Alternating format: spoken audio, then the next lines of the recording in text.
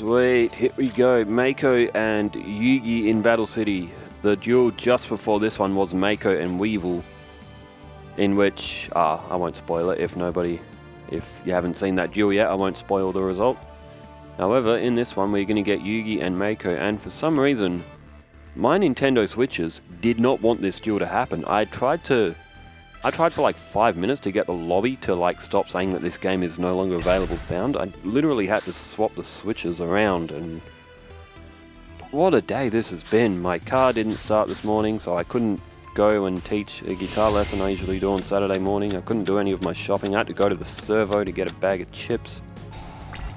And then I was sad about how this day has gone. I went to KFC and got chicken nuggets. I downed 10 of them very quickly, and now I don't feel particularly well. Alright, Mako starts off with Umi Ruka. Increase the attack of all water monsters by 500 points. I am also functioning on broken sleep pattern, and I am drowsy as all hell, so I am no doubt going to miss a play or two. Is that Mermaid Night? That can attack twice if Umi is on the field, which Umi is not on the field yet, but... Alright, Giant Soldier of Stone will provide some defense though. Yugi played Mirror Force. I don't like Mirror Force, man.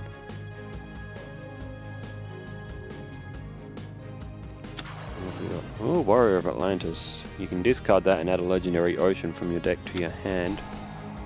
Warrior of Atlantis is a good card though. And Power of Kaishin, so a 23 and a 2400 attack straight off the bat from Mako, and but it's not even going to matter. See, now when I do the future tournament, that like is my dream tournament where it's got like every theme deck possible in Yu-Gi-Oh! In fact, I don't even know if this tournament will be possible. I'll certainly attempt it.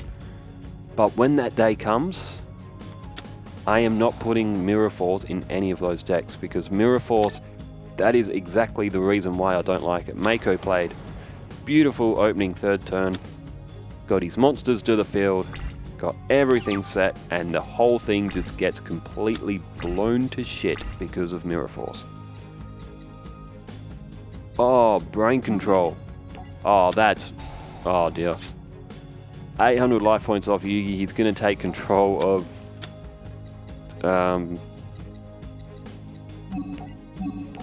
what's the name of that card?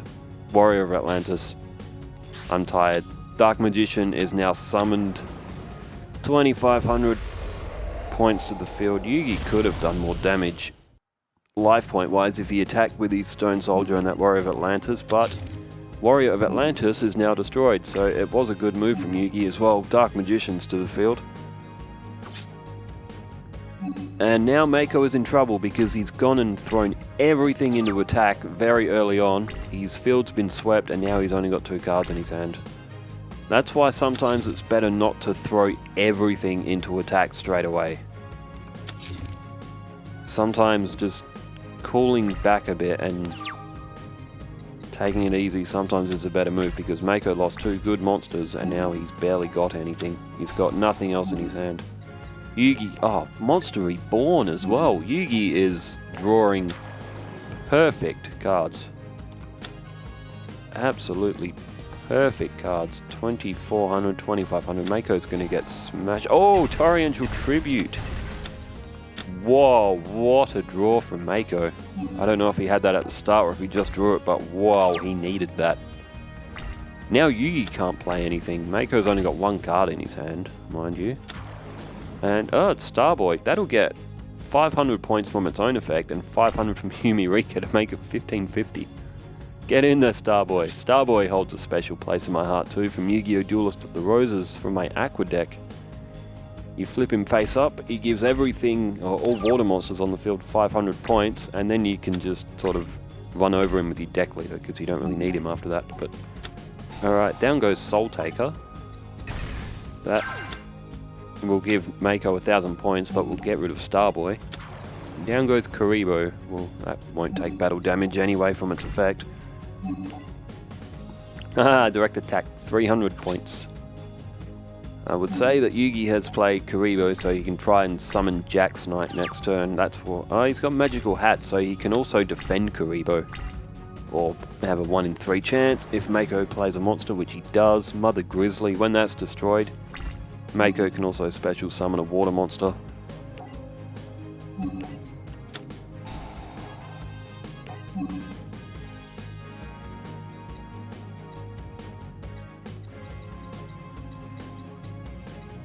So to activate magical hats, you pick 2 magical trap cards from your deck and they act as the shields. They will be destroyed at the end of the turn regardless. So Light of Intervention and Diffusion are picked. So which one is it, Mother Grizzly? Kuriboh would be on Mako's right hand side. Does he pick... Oh, he doesn't. Light of Intervention distracts Mother Grizzly's attack. Kuriboh will survive and Jack's Knight will be able to be summoned.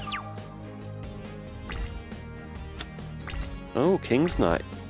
Very nice. Can't destroy Mother Grizzly though. And he's opted to sacrifice Kuriboh in exchange for Jack's Knight. And what will he go for here? If he goes to attack, Mother Grizzly's effect will activate and Mako will be able to draw another card to the field. Yugi's only got 1 card in his hand and that's Jack's Knight. Sorry, that's not Jack's Knight, it's King's Knight. Mako now with a draw. Doesn't play a monster, he must have pulled a magic or a trap or a high level. Oh, even if he played a high level monster, he would have sacrificed Mother Grizzly. Okay, he's elected to attack. That'll activate Mother Grizzly's effect. So if he pulled a 1500, he'd have a 2000 attack, which would be able to get over King's Knight. Mako doesn't know that Yugi's holding King's Knight. Mind you, he's having a bit of a think. Maiden of the Aqua, okay. You might be thinking, why Maiden of the Aqua?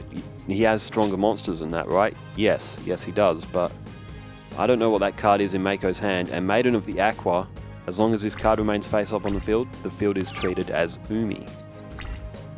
Which means you can activate some Umi effects, I believe, with Maiden of the Aqua's effect.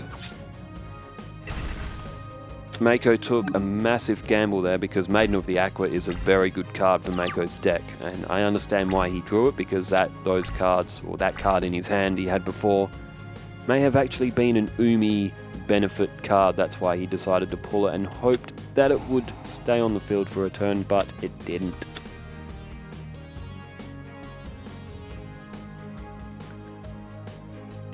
It did not. Mako played Return of the Doomed.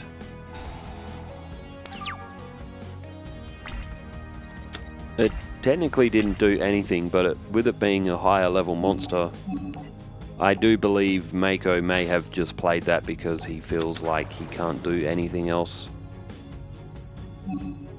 Even so, that was a bit strange. Mako's deck does have a lot of cards in it that can do things with his graveyard, so sometimes his monsters being in his graveyard is actually a benefit as well. That might be what he was going for as well. There are some trap cards that Mako can activate and magic cards that can special summon these monsters from the graveyard, so having Legendary Fisherman in there, he can't summon it from his hand anyway at this point. And it's not going to matter anyway. Yugi's going to knock out the rest of Mako's life points. There's very little Mako could have done anyway. And Mako will not pick up the victory in this one. He is going to be knocked out even with Umarika on the field. Yugi has overcome Mako and he will move on to the semi-finals, where he is going to play Rex Raptor, which Yugi and Rex Raptor had a Duelist Kingdom match only yesterday as well. So we are going to see Arcana against Odeon, if my memory is correct and I'm not delirious from my tiredness right now. Let me just pull up that tournament bracket if I can find it. There it is. Okay, Arcana and Ishizu. No, I'm looking at the wrong Arcana and Odeon are going to play in a semi-final, and Yugi, who just defeated Mako, is going to go on and play Rex Raptor, and 2 winners of those semi-finals will play each other for the Duelist Kingdom Cup Championship. I hope Yugi doesn't win. He has won enough in the anime. I want Odeon to win. I reckon Odeon's deck is the coolest, and Odeon is also one of the most underrated Yu-Gi-Oh characters because of everything he sacrificed for Marek, who ended up being a kind of a spoiled little brat anyway. Come on, Odeon. I want Odeon to win. Anyway, I am probably going to go fall asleep for about 10 hours. I feel that tired. I am going to sign off. For everyone who's commenting, keep them coming in. I did know some people said something about the sync issues as well. I think I may have fixed that.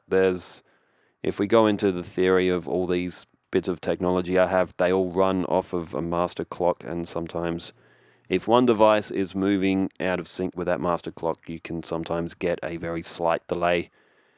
That is the world of film and TV and video editing. Occasionally you do have those lag things because everything seems to want to run on its own clock these days. Anyway, I'm going to sign off. Wherever you are in the world, stay safe, take care, farewell.